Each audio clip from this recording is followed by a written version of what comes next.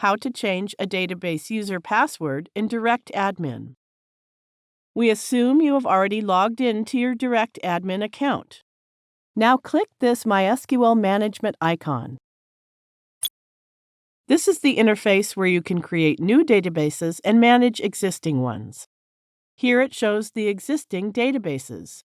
Click the database you wish to modify.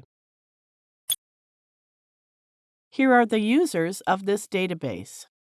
Click the Change Password link for the particular user. Enter the new password in the password input box and click Save. Copy and save the new database user password. Thank you for watching.